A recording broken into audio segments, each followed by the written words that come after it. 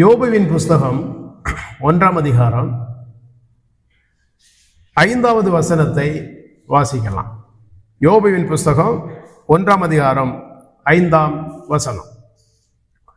விருந்து செய்கிற அவரவருடைய நாள்முறை முடிகிற போது யோபு, ஒருவேளை என் குமாரர் பாவம் செய்து தேவனை தங்கள் இருதயத்திலே தூஷித்திருப்பார்கள் என்று சொல்லி அவர்களை அழைத்து அனுப்பி பரிசுத்தப்படுத்தி அதிகாலமே எழுந்து அவர்கள் எல்லாருடைய இலக்கத்தின்படியேயும் சர்வாங்க தகனமணிகளை செலுத்துவார்.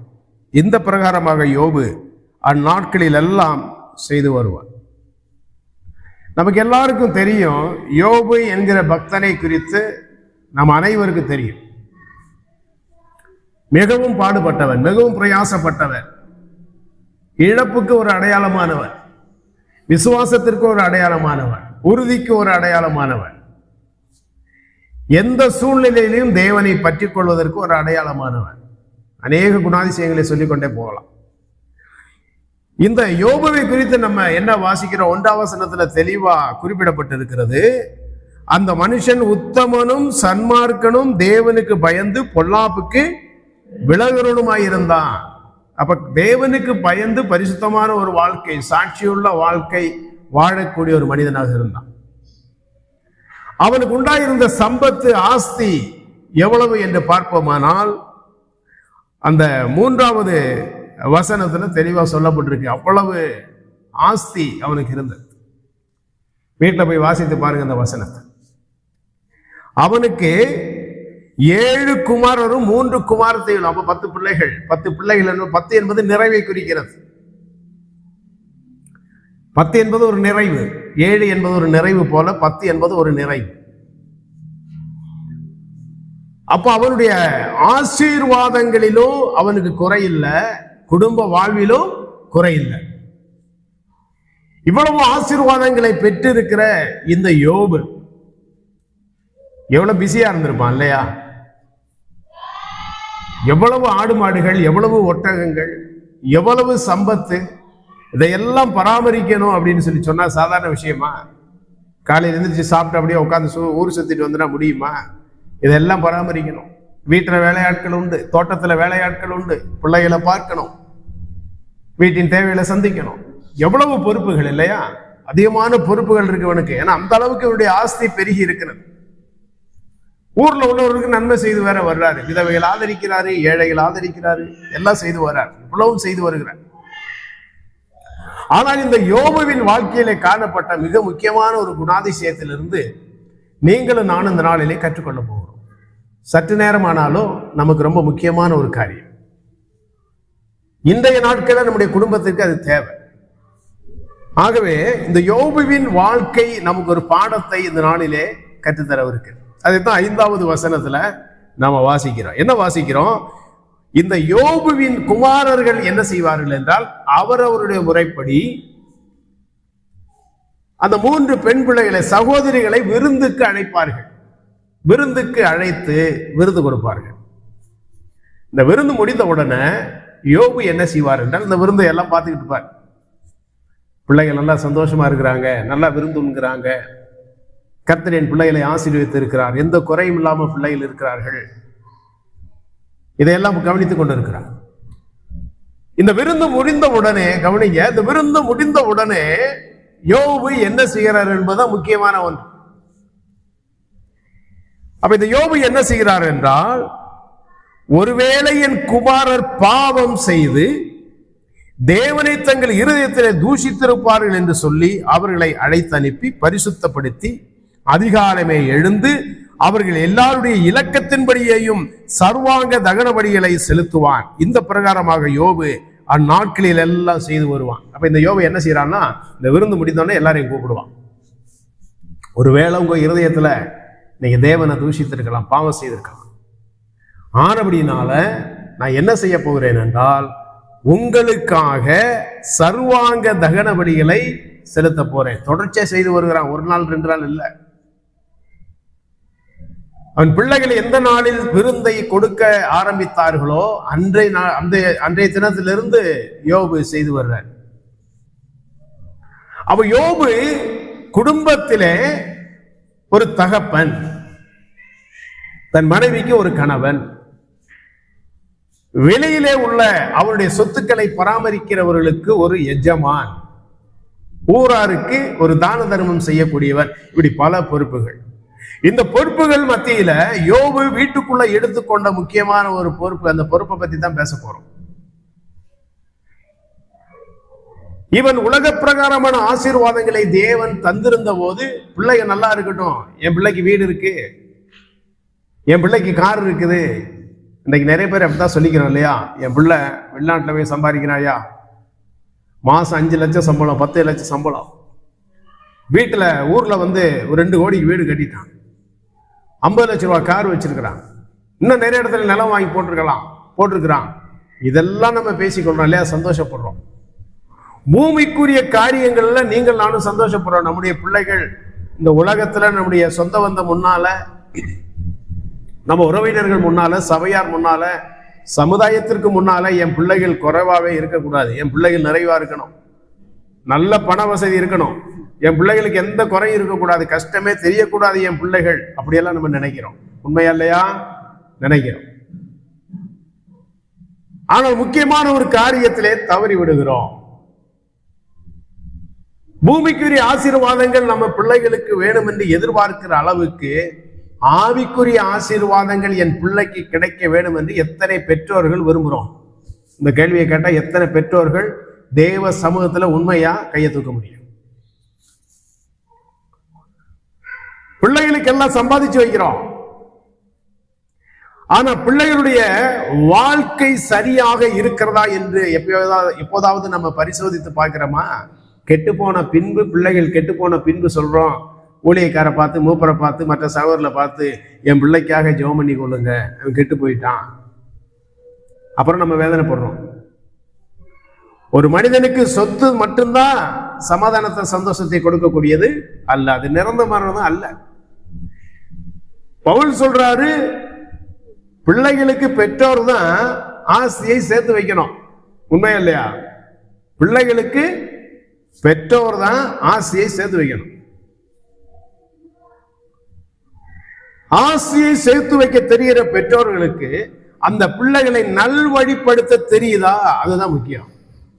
இன்னைக்கு நிறைய இடங்கள்ல என்ன பார்க்கிறோம்னா, நிறைய சேர்த்து வச்சிட்டான், பிள்ளைகளுக்கு நிறைய சம்பாதிச்சு வச்சிருக்கிறாங்க, ஆனா பிள்ளைகள் சரியில்லை, கெட்டு போயிருக்கிறார்கள், சீர்கெட்டு போயிருக்கிறார்கள். இது தேசமெங்கும் நம்ம பார்க்கலாம். நிறைய விசுவாச குடும்பங்கள்ல, முக்கியமா நிறைய ஊழியக்காரருடைய குடும்பங்கள்ல ஊழியக்காரருடைய பிள்ளைகள் தலை தெரிச்சாடுது, தப்பா நடந்துகிட்டு இருக்கு, வழி தப்பி போகுது, தேவனுக்கு விரோதமா போய் கொண்டிருக்கு. இதுதான் இன்னைக்கு நடந்துகிட்டு இருக்கு. கவனிக்கிறீங்களா? ரொம்ப முக்கியமான காரியம். ஆகவே பெற்றோர்களாகிய நாம் என்ன செய்கிறோம் என்றால், என் பிள்ளைக்கு இந்த உலக பிரகாரமான சொத்தை சேர்த்து வைக்க வேண்டும் என்று ஆவல் கொள்கிறோமே ஒழிய, சம்பாதிக்க முயற்சிக்கிறோமே ஒழிய, ஆவிக்குரிய காரியங்களில் எத்தனை பெற்றோர்கள் விருப்பம் காண்பிக்கிறார்கள்? காலையில எழும்பின உடனே முதல் ஜெபம் பண்ண சொல்றோமா பிள்ளைகளுக்கு? வேதத்தை வாசிக்காம எங்கேயும் போகாத சொல்றோமா? இரவுல வந்த உடனே, இரவு வேளை தூங்குவதற்கு முன்பதாக நீ ஜெபம் பண்ணிட்டு தூங்கு, வேதத்தை வாசிட்டு தூங்க சொல்றோமா? தேவனுக்கும் அவர்களுக்கும் இடையேயான உறவு எப்படிப்பட்டதா இருக்கிறது கவனிக்கிறோமா? கவனிக்கிறதே இல்லை. பூமிக்குரிய ஆசீர்வாதத்திற்கு முக்கியத்துவம் கொடுக்கிற அளவிற்கு ஆவிக்குரிய காரியத்திற்கு நாம் முக்கியத்துவம் கொடுப்பது இல்லை, நம்முடைய பிள்ளைகளை கவனிப்பது இல்லை. பிள்ளைகள் சீர்கெட்டு போய் வரும்போது அங்கேயும் வாதாடுறது, என் பிள்ளை நல்லா தான் இருக்கு இல்லையா, உன் பிள்ளை என்ன இப்படி இருக்குன்னு கேட்டா, யார் சொன்னது? என் பிள்ளை நல்லா தான் இருக்கு. கர்த்தருக்கு முன்பாக மனசாட்சியோட தான் நம்ம பேசுறோமா இல்லையா? இன்னைக்கு எத்தனை குடும்பங்கள் அப்படி பிள்ளைகள் கெட்டு போயிருக்கு. இங்க யோபு என்ன செய்யறார் பாருங்க, ஒவ்வொருவரையும் தன் பிள்ளைகளை வரவழைத்து அவர்களை சுத்தம் பண்ணி பரிசுத்தப்படுத்தி அவர்களுக்காக சர்வாங்க தகன பலியை ஒவ்வொருவருக்கும் அவன் தனித்தனியே பலியிடுகிறான். ஏன் தெரியுமா? என் பிள்ளைகளே, தேவன் என் மூலமாக உங்களுக்கு ஆசையை கொடுத்திருக்கிறார், அதே தேவன் என் மூலமாக ஆவிக்குரிய ஆசீர்வாதங்களை உங்களுக்கு தரணும். எவ்வளவு கரிசனை இல்லையா? அப்ப யோபு இந்த இடத்துல எப்படிப்பட்டவனா இருக்கிறான் என்றால், அவன் ஒரு குடும்ப தலைவன் மட்டுமல்ல, சமுதாயத்திலே சமுதாய பணியாற்றக்கூடியவன் மட்டுமல்ல, மற்றவர்களுக்கு எஜமானன் மட்டுமல்ல, குடும்பத்திலே அவன் ஒரு ஆசாரியன். புரியுதா? எப்படிப்பட்டவனா இருந்தான் குடும்பத்துல? அவன் ஆசாரியன். இன்னைக்கு சபையில வந்து சண்டை போடுறான். என்னை மூப்பராக்கல, என்னை ஊழியக்காராக்கல, எனக்கு பொறுப்பு கொடுக்கல. முதல்ல உன் குடும்பத்தை நீ பாக்குறியா? நீ எங்க ஆசாரியனா இருக்கணும்? முதல்ல ஒரு குடும்பம் என்பது யாரால் கொடுக்கப்படுது? கர்த்தரால் கொடுக்கப்படுது. கர்த்தர் தானே தர்றாரு. மனைவி பிள்ளைகளை தருவது யாரு? கர்த்தர். அப்ப தேவன் ஒரு குடும்பத்துல உன்னை தலைவனாக வைத்திருக்கும் போது, அந்த குடும்பத்தை குறித்து நீ கர்த்தரிடத்திலே கணக்கு கொடுக்கக்கூடியவன் தப்பிக்க முடியாது. குடும்பத்தின் மீது கரிசனையா இருக்கணும். ஆவிக்குரிய காரியத்துல கரிசனையா இருக்கும். கவனிக்கிறீங்களா? அப்ப தேவன் தந்த அந்த பொறுப்பு, நீ குடும்பத்துல ஆசாரியனாயிரு. சபையில வந்து சண்டை போடாத. முதல்ல உன் குடும்பத்துல நீ ஆசாரியனாயிரு. சபையில வந்து பேசுவது ரொம்ப சுலபம், மேடையில் நின்று பிரசங்கம் பண்ணுவது ரொம்ப சுலபம். ஆனால் உன் குடும்பத்திலே நீ ஆசாரியனாக இருக்கிறாயா? உன் மனைவிக்கு முன்பாக, உன் பிள்ளைகளுக்கு முன்பாக சாட்சி உள்ளவனாய் இருக்கிறாயா? இருந்து உன் குடும்பத்துல நீ ஆசாரியனாக இருந்தா அதை விட மேலான காரியம் ஒண்ணும் இல்லை. அதை விட சந்தோஷம் வேற ஒண்ணுமே இல்லை. சபையில வந்தான்னா அப்படியே அருமையான ஒரு பிரசங்கம் எல்லாம் பண்ணிடுறது. வீட்டுல போனா முதல்ல மனைவிக்கு ஆட்டி, பிள்ளைகளை கெட்ட கெட்ட வச்சா பேசுறது. தேவன் அதை தான் எதிர்பார்க்கிறாரா? இல்லை. யோபுவை போல நீ குடும்பத்தில் ஆசாரியனாக இருக்கணும். எவ்வளவு அலுவல் இருக்கு. நம்ம என்ன சொல்றோம் சில நேரங்கள்ல, எனக்கு வேலை இருக்கு பிரதர், வேலை இருக்கு பிரதர். அப்ப இவருக்கு வேலை இல்லையா? யோபுவை விட நமக்கு வேலை இருக்கா? இவ்வளவு வேலை இருந்தாலும் தன் பிள்ளைகளுக்காக பலியிடுகிறான் இல்லையா? அப்ப இந்த ஆசாரியனுடைய பொறுப்பு என்ன? இந்த ஆசாரியனுடைய கடமை என்ன? நிறைய கடமைகள் இருக்கு. அதுல 4 காரியத்தை மட்டும் பார்க்க போறோம். அதுக்கு முன்பதாக நீதிமொழிகளின் புத்தகம் 27ஆம் அதிகாரத்துக்கு வருவோம். நீதிமொழிகள் 27ஆம் அதிகாரம் 23வது வசனத்தை வாசிக்கலாம். 27ஆம் அதிகாரம் 23ஆம் வசனம். உன் ஆடுகளின் நிலைமையை நன்றாய் அறிந்துகொள், உன் மந்தைகளின் மேல் கவனமாயிரு. தேவனுடைய வார்த்தை இங்க கூறுது. இது யாருக்கு கூறப்பட்டிருக்கிறது என்றால், குடும்ப தலைவனுக்கு. சில பேர் சொல்லுவாங்க இது பாஸ்டருக்கு சொல்லப்பட்டிருக்குப்பா, பாஸ்டர்லாம் இருக்கணும். பாஸ்டருக்கு வேற நிறைய வசனங்கள் சொல்லப்பட்டிருக்கு. ஒரு ஊழியக்காரன் எப்படி மந்தைய கவனிக்கணும் அப்படின்னு நிறைய வசனம் சொல்லப்பட்டிருக்கு. இங்க குடும்ப தலைவனுக்கு சொல்லப்பட்டிருக்கு. எப்படி சொல்லப்பட்டிருக்கு? உன் ஆடுகளின் நிலைமையை நன்றாய் அறிந்துகொள், உன் மந்தைகளின் மேல் கவனமாயிரு. அப்போ உனக்கு கொடுக்கப்பட்ட ஒரு மந்தை, ஆடுகள், உன் குடும்பத்தில் இருக்கக்கூடிய ஆடுகள், உன் குடும்பம், உன் குடும்பத்தின் மேல எப்பையும் நீ என்ன செய்யணும்? கவனமா இருக்கணும். பிள்ளை ஸ்கூலுக்கு போயிட்டு வந்துட்டானே, எப்படி இருக்கிறான்? நேற்றைக்கு எப்படி இருந்தா இன்னைக்கு எப்படி இருக்கிறான்? ஏதாவது செயல்பாடுல வித்தியாசம் இருக்குதா? பேச்சுவார்த்தையில வித்தியாசம் இருக்கிறதா? தூங்குவதில் ஏதாவது வித்தியாசம் இருக்கிறதா? நண்பர்களிடத்துல, தோழிகளிடத்துல பேசுவதில் ஏதாவது வித்தியாசம் இருக்கா? குடும்பத்திலே நடந்து கொள்ளுகிற விதத்துல ஏதாவது வித்தியாசம் இருக்கா? கவனிக்கிறோமா? அதுக்கெல்லாம் நேரமே இல்லை. ஞாயிற்றுக்கிழமை ஆனோன்னு கிளம்புடா சர்ச்சுக்கு போகணும், அதோட முடிஞ்சு. மற்ற நேரங்கள்ல ஆவிக்குரிய காரியத்துக்கு நம்ம முக்கியத்துவம் கொடுக்குறோமா?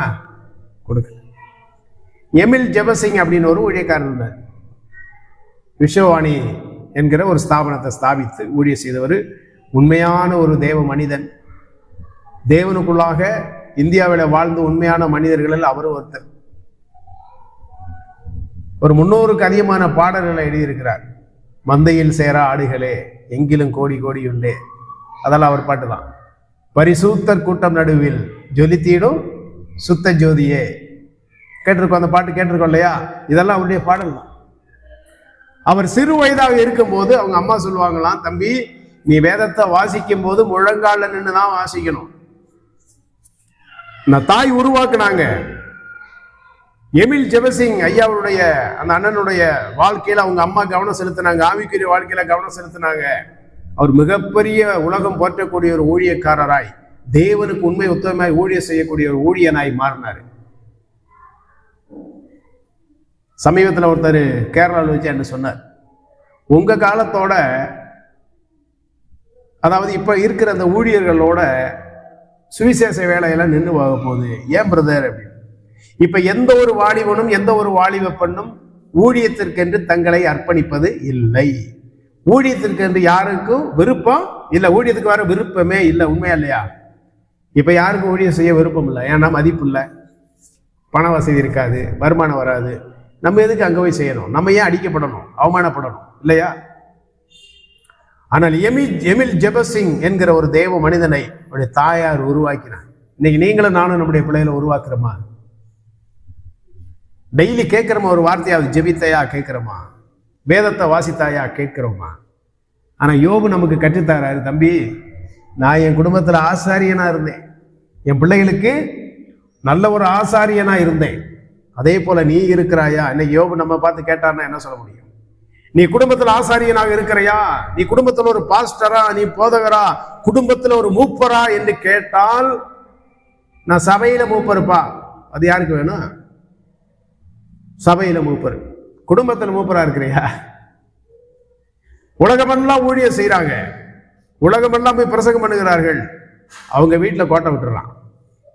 அவங்க பிள்ளைகள் தப்பா போயிருது. ஏன்னா அடுத்தவர்களுக்கு உபதேசம் பண்றோம், நம்ம பிள்ளைகளை விட்டுடுறோம். அப்போ நீ வெளியில ஆசாரியன், உன் குடும்பத்துக்குள்ள நீ ஆசாரியன் அல்ல. அந்த ஆசாரியனுக்கு ஏற்ற வாழ்க்கை உன்னிடத்துல இல்லை. தவற விடக்கூடாது. 101ஆம் சங்கீதத்துல வாசிக்கிறோம், என் வீட்டிலே உத்தம இருதயத்தோடு நடந்து கொள்ளுவேன். சங்கீதக்காரன் சொல்றாரு, என் வீட்டிலே உத்தம இருதயத்தோடு. நீ சபையில உத்தம இருதயத்தோடு நடக்கிற மாதிரி அப்படி நடிக்கலாம், உண்மையா இல்லையா? ஏமாத்தலாம். உன் வீட்டுல நீ உத்தம இருதயத்தோட இருக்கிறையா? அப்ப நீ உத்தமமான ஒரு ஆசாரியன். அப்ப குடும்ப தலைவனுக்கு, தலைவிக்கு தேவன் குடும்பத்திலே ஆசாரிய பணியை தேவன் தந்திருக்கிறார். அப்பா தாப்பா அப்படி இருக்கணும். அப்ப அம்மா என்ன செய்யணும்? தன் பிள்ளைகளை நல்ல ஒழுக்கம் உள்ளவர்களாய் வளர்க்கக்கூடிய ஒரு பொறுப்பு தாய்க்கு இருக்குது இல்லையா? உண்மையா இல்லையா? சாட்சியோட. நம்ம சுகந்தி அக்காவும் தான் 3 பிள்ளைகளை வளர்த்தாங்க. 3 ஆம்பளை பிள்ளைங்க தான் இல்லையா? இதுவரை எந்த சாட்சிகேடான காரியமும் கேள்விப்படலை. திருமணமாகி குடும்பம் ஆயிடுச்சு, 35 வயதெல்லாம் தாண்டிட்டாங்க. இதுவரை சாட்சியோடு இருக்கிறாங்க. காரணம் என்ன? தாயின் வளர்ப்பு, குடும்பத்தில் பொறுப்பு, ஆவிக்குரிய காரியத்தில் பொறுப்பு செலுத்துறோமா? நம்ம பிள்ளைகள் மேல கவனமா இருக்கிறோமா? இல்லை என்றால் நம்ம பொறுப்புல தவறுகிறோம் என்றுதான் அர்த்தம். கர்த்தர்ட்ட கணக்கு கொடுக்கணும். இந்த உலகத்திலே அனுபவிப்போம். நாளைக்கு உன் பிள்ளை உடனே அடிப்பான். உன் பிள்ளை நாளைக்கு தவறு செய்துட்டு வந்து பொம்பளை பிள்ளை வந்து நிற்கும். அன்னைக்கு நீ அழுவ, மனவேதனைப்படுவ. காரணம் என்ன? நீ ஒரு ஆசாரியனாக இருப்பதை தவற விட்டு விட்டாய், அலட்சியம் செய்தாய் இல்லையா? சரி, இப்ப சுருக்கமா பார்ப்போம். இப்ப யோபு ஒரு ஆசாரியனாக இருந்தான். இந்த ஆசாரியன் என்று சொல்லும் போது அந்த ஆசாரியனுடைய பொறுப்புகள், நிறைய பொறுப்புகள் உண்டு. சுருக்கமா ஒரு 4 பொறுப்பை மட்டும் நம்ம பார்க்கலாம். விவரிக்க நமக்கு நேரம் இல்லை. முதலாவதாக ஆசாரியன். பழைய ஏற்பாட்டின் காலத்தில் ஆசாரியர்கள் காணப்பட்டார்கள். அப்ப இந்த ஆசாரியருக்குள்ள பொறுப்பு என்னன்னா, முதல் பொறுப்பு தேவனுக்கும் மனிதனுக்கும் நடுவே மத்தியஸ்தன். புரியுதா இல்லையா? ஒரு ஊழியக்காரன் அப்படின்னா முதல் பொறுப்பு என்ன? தேவனுக்கும் மனிதனுக்கும் இடையேயான மத்தியஸ்தன். மனிதன் பாவம் செய்யும் போது அவனுக்காக தேவனிடத்திலே மன்றாடுகிறவன். தேவன் சொல்ல விரும்புகிற காரியத்தை கேட்டு தேவனுடைய சித்தத்தை ஜனங்களுக்கு வெளிப்படுத்துகிறவன். புரியுதா? அவ தேவன் சொல்வதை கேட்டு ஜனங்களுக்கு சொல்லுகிறவன். ஜனங்கள் தவறு செய்யும் போது அவர்களுக்காக தேவனிடத்திலே பரிந்து பேசுகிறவன். நம்ம குடும்பத்தில் அது இருக்குங்க. நம்ம குடும்பத்தில் இருக்கா? நம்ம பிள்ளைகளுக்காக தேவனிடத்தில் எவ்வளவு நேரம் ஜெபம் பண்றோம்? சிந்தித்து பார்ப்போம். உண்மையை சிந்தித்து பார்ப்போம். உண்மையை பேசுவோம். ஒரு நாளைக்கு குறைந்தது ஒரு 10 நிமிடம் 20 நிமிடமாவது என் பிள்ளைக்காக நான் முழங்கால் படி இடுகிறேன் என்று சொல்லக்கூடிய கிறிஸ்தவ பெற்றோர்கள் ஊழியர்கள் எத்தனை பேர் பொறுப்புல தவறுறோம் இல்லையா? நம்ம பிள்ளைகள் தவறு செய்யும் போது தேவனை நோக்கி மன்றாடுகிறோமா? தேவன் சொல்லி வைத்திருக்க காரியங்களை கற்றுக்கொண்டு பிள்ளைகளுக்கு கற்றுக் கொடுக்கிறோமா? கர்த்தர் இப்படி சொல்றாருப்பா, திருந்துப்பா சொல்றோமா? அதெல்லாம் இல்ல. ஆவிக்குரிய காரியத்துல பொறுப்பு நமக்கு இல்லவே இல்லை. ஆசாரியத்துவம் இன்னைக்கு இல்ல, குடும்பங்கள்ல இல்ல. அடுத்ததாக பலி செலுத்துபவர்கள். ஒரு மனிதன் பாவம், இஸ்ரேலிலே ஒரு மனிதன் பாவம் செய்யும் போது அந்த மனிதனுடைய பாவத்திற்காக பலி செலுத்தக்கூடியவன் ஆசாரியன். என் பிள்ளை பாவம் செய்யும் போது தேவனை நோக்கி நான் அழுது கண்ணீரோட மன்றாடி என் பிள்ளைக்காக நான் மன்றாடணும். நம்ம என்ன செய்கிறோம்? என் பிள்ளை பாவம் செய்தாலும் மற்றவர்கள் ஏதாவது சொல்லுவாங்க அப்படின்னு நினைத்து அதை நியாயப்படுத்தி பேசுகிறோம். இருக்கா இல்லையா?